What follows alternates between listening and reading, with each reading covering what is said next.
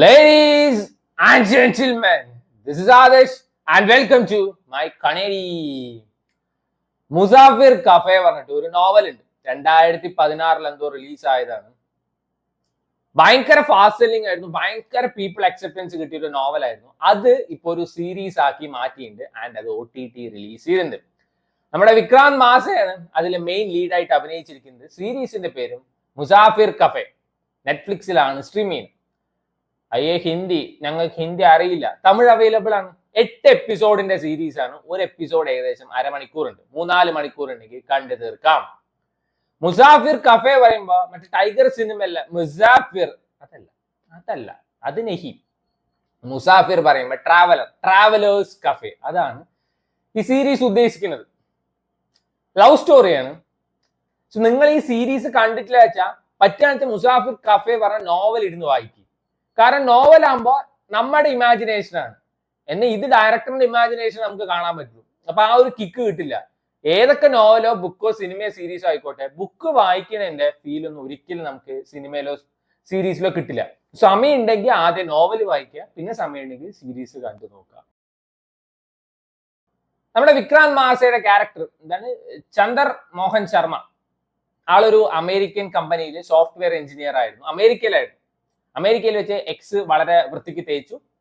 പിന്നീടാണ് നാട്ടിൽ വന്നിട്ട് ഒരു കമ്പനിയിൽ വർക്ക് ചെയ്യണം. ആളുടെ മെയിൻ അംബീഷൻ അല്ലെങ്കിൽ ഗോൾ പറയുന്നത് ഈ മൗണ്ടൻസിൽ പോയിട്ട് ഒരു കഫേ ഇടണം, മുസാഫിർ കഫേ, ട്രാവലേഴ്സ് കഫേ. പിന്നെ ലവ് സ്റ്റോറിയാണ്, അപ്പൊ പിന്നെ റിലേഷൻഷിപ്പ് ഉണ്ടാവുമല്ലോ. അല്ല ലവ് സ്റ്റോറിയിൽ വന്നിട്ട് പട്ടച്ചാരായം കാച്ചുന്നത് കാണിക്കാൻ പറ്റില്ലല്ലോ. ആളുടെ ലൈഫിൽ 2 റിലേഷൻഷിപ്പ് ഉണ്ടാവുന്നുണ്ട്. അതിനെപ്പറ്റിയും ഈ സീരീസ് പറഞ്ഞു പോകുന്നുണ്ട്. ഈ സീരീസ് തുടങ്ങുന്ന സമയത്ത് ആദ്യത്തെ കുറച്ച് പോർഷൻസ്, ആദ്യത്തെ ഒരു 10 മിനിറ്റിൽ തന്നെ നമുക്കിത് കാണാൻ അത്രയും ത്വര തോന്നും. അത്രയും ബ്യൂട്ടിഫുൾ ആണ് ആദ്യത്തെ 10 മിനിറ്റ്. നമ്മൾ അപ്പം തന്നെ ഇന്നാണ് സീരീസിലോട്ട്, നമ്മൾ അപ്പം തന്നെ ഇന്നാണ്. നമുക്കിത് കണ്ടു തീർക്കാനുള്ള ത്വര തോന്നും. കാരണം അത്രയും പോയറ്റിക് ആയിരുന്നു ഇതിലത്തെ റൊമാൻസ്. പിന്നെ ചില സമയത്ത് ആ റൊമാൻസ് വേണ്ടിട്ട് ചൈൽഡിഷ് ആയിട്ട് നമുക്ക് തോന്നും. ഇതിന്റെ എല്ലാത്തിന്റെയും ഒരു പ്രോപ്പർ മിക്സ് ആയിരുന്നു ഈ സീരീസിന്റെ തുടക്കം. ഐ റിപ്പീറ്റ്, തുടക്കം. പിന്നീട് ആസ് യൂഷ്വൽ എല്ലാ സീരീസിലും പോലെ തനിക്കുണം കാണിച്ചു തുടങ്ങി. ഇത് non linear way of story telling ആണ്. പ്രസന്റ് കുറച്ചു നേരം കാണിക്കും, പിന്നെ അവിടുന്ന് ഒരു നൈസ് ട്രാൻസിഷനിൽ പാസ്റ്റിലോട്ട് പോകും, പിന്നീട് വീണ്ടും പ്രസന്റിലോട്ട് വരും. അതുകൊണ്ട് തന്നെ ബോർ അടിച്ചിട്ടുണ്ടായിരുന്നില്ല ഒരു 2 എപ്പിസോഡൊക്കെ. കാരണം ഇതിൽ വിക്രാന്ത് മാസയുടെ ലവർ ആയിട്ടുള്ള ക്യാരക്ടറിന്റെ പേര് എന്താണ്? സദ, ഒരു ലോയറാണ്. അതായത് വിക്രാന്ത് മാസയുടെ ക്യാരക്ടർ വന്നിട്ട് ഭയങ്കര മെച്യൂർഡ് ആയിട്ടുള്ള ഒരു ക്യാരക്ടറും, ആ കൊച്ചനച്ച് ഭയങ്കര ചൈൽഡിഷ് ആയിട്ട്, ആള് ലോയറൊക്കെയാണ്, ചൈൽഡിഷ് ആയിട്ടുള്ള ഒരു ക്യാരക്ടറാണ്. നല്ല രസമായിരുന്നു ഇവരുടെ ഒരു റൊമാൻസ്. അത് ഞാൻ പറയാം, ഇടയ്ക്ക് ഇത് ഭയങ്കര പോയറ്റിക് ആയി തോന്നി, ഇടയ്ക്ക് ചൈൽഡിഷ് ആയിട്ട് തോന്നും. നല്ല രസമാണ്. അധികമായാൽ അമൃതും വിഷമാണെന്ന് നമ്മൾ ചുമ്മാ പറയുന്നതല്ല. എല്ലാത്തിനും ഒരു ലിമിറ്റ് ഉണ്ട്. ഇത് പിന്നെ ആ ഡേ ഇൻ മൈ ലൈഫ്. രാവിലെ എണീക്കുന്നു, വിക്രാന്ത് മാസെ ചായ ഇട്ട് കൊടുക്കുന്നു, ഇവര് തമ്മിലുള്ള റൊമാൻസ്. വൈകുന്നേരം വരുന്നു, ഇവര് തമ്മിലുള്ള റൊമാൻസ്. എല്ലാത്തിനും ഒരു ലിമിറ്റ് ഉണ്ട്. ട്രാജഡി പറയുന്ന സാധനം ഒരു ലവ് സ്റ്റോറിയിൽ വരേണ്ട കറക്റ്റ് ടൈമിൽ വരണം. അത് എത്രത്തോളം നിങ്ങൾ നീക്കി എക്സ്റ്റെൻഡ് ചെയ്ത് കൊണ്ടുപോകണോ അത്രത്തോളം പടം പൊട്ടാൻ അല്ലെങ്കിൽ സീരീസ് പൊട്ടാനുള്ള ചാൻസ് കൂടുതലാണ്. ഒരു ലിമിറ്റ് കഴിഞ്ഞപ്പം വലിപ്പിക്കലുമായി, വെറുപ്പിക്കലുമായി.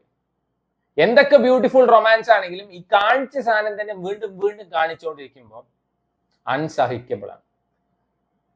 ആൻഡ് ഇതില് പാട്ടിന്റെ അതിപ്രസരമാണ്. എന്റെ പൊന്നെ, ആര് ചത്താലും പിടിച്ചാലും ഇതിൽ പാട്ടാണ്. പാട്ടൊക്കെ രസമാണ്, പക്ഷെ റൊമാൻസിനൊക്കെ ഒരു ലിമിറ്റ് ഉണ്ട്. കറക്റ്റ് പോയിന്റിൽ നിങ്ങൾ ട്രാജഡി കൊണ്ടുവരണം, എന്നാലേ റൊമാൻസിന് ഒരു ലൈഫ് ഉണ്ടാവുള്ളൂ. അല്ലാതെ കാണിച്ച സാധനം തന്നെ കാണിച്ചുകൊണ്ടിരുന്ന ഒരു ഫീലും തോന്നില്ല.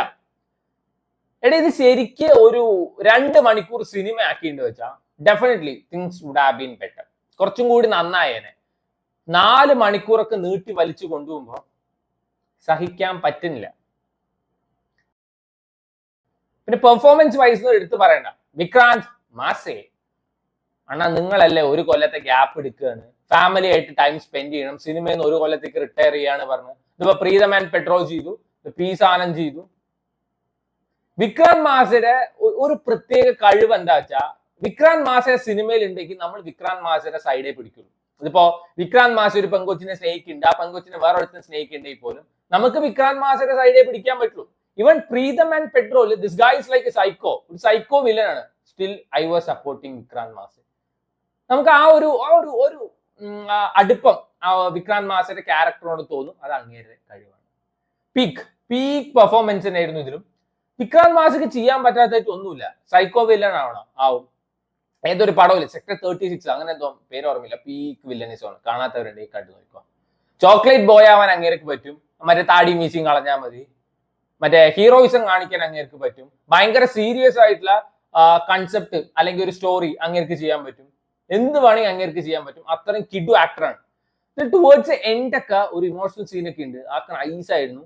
ആൻഡ് ഇതിൽ എനിക്ക് ഏറ്റവും ഇഷ്ടപ്പെട്ട വിക്രാന്ത് മാസയുടെ സീൻ, ഇങ്ങനെ വെള്ളം ഒഴിച്ചിട്ട് ഇങ്ങനെ കാമുകിയുടെ അമ്മയെ ഫോൺ വിളിച്ച് സംസാരിക്കുന്ന ഒരു സീൻ ഉണ്ട്. ശരിക്കും ഇങ്ങനെ 4 അടിച്ചിട്ടുണ്ട് തോന്നുന്നു. അജാതി പെർഫെക്ഷൻ ആയിരുന്നു. അടിപൊളിയായിരുന്നു കേട്ടോ വിക്രാന്ത് മാസെ. അങ്ങേർക്ക് ഇതൊക്കെ കേക്ക് വാക്കാണ്. പിന്നെ സുധാ പറഞ്ഞിട്ട് ഒരു കൊച്ചുണ്ട്, ഇങ്ങനെ ആദ്യത്തെ കാമുകി ലോയറായിട്ട്. ആദ്യമൊക്കെ അടിപൊളിയായിരുന്നു.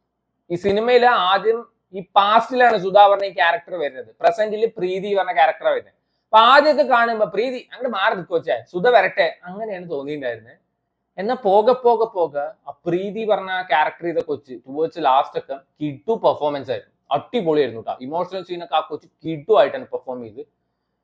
പക്ഷെ എന്താ വെച്ചാ, ഒരു ലവ് സ്റ്റോറിയിൽ ഒരു ബ്രേക്കപ്പ് വരുമ്പോ അല്ലെങ്കിൽ ഇവര് തമ്മിൽ തെറ്റുമ്പോൾ നമുക്ക് കിട്ടുന്ന ഒരു ഫീൽ ഇല്ലേ, അത് ഇതിലില്ല. ഞാനൊക്കെ ചെറുതായിട്ട് എന്തെങ്കിലും സീൻ കിട്ടിയ കരയുന്ന ആളാണ്. എനിക്ക് ഇത് കണ്ടിട്ട് ഒരു നിർഗുണ ഫീലാ തോന്നിയത്. എനിക്ക് ഒരു ഫീലിംഗും തോന്നിയില്ല. ഒന്ന് കഴിഞ്ഞപ്പോ ഈ രണ്ടെണ്ണം എങ്ങനെ തെറ്റി പിരിഞ്ഞാ മതി അങ്ങനെ വരെ തോന്നാൻ തുടങ്ങി. അത്രയും വലിപ്പിച്ചിട്ടുണ്ട് ഈ സാധനം. എടുത്തു പറയേണ്ടത് ഇതിന്റെ വിഷ്വൽസ് കിഡു വിഷ്വൽസ് ആയിരുന്നു. ചില സമയത്ത് മ്യൂസിക് വർക്ക് നൈസ് ആയിരുന്നു. എന്നാൽ പോകെ പാട്ടിട്ട് മനുഷ്യനെ വെറുപ്പിച്ചിട്ടുമുണ്ട്. അതും പറയണം. സോ ഓവറോൾ എനിക്കിത് ഒരു ആവറേജ് സാധനം. വൻ സംഭവമായിട്ടൊന്നും തോന്നിയില്ല. ബെസ്റ്റ് സെല്ലർ നോവല് ഇങ്ങനെ ആക്കി മാറ്റി, അതുകൊണ്ട് വൻ സംഭവമായിരിക്കും എന്നൊക്കെ വിചാരിച്ചത്. അങ്ങനെയൊന്നും തോന്നിയില്ല. So Musafir cafe is streaming on Netflix.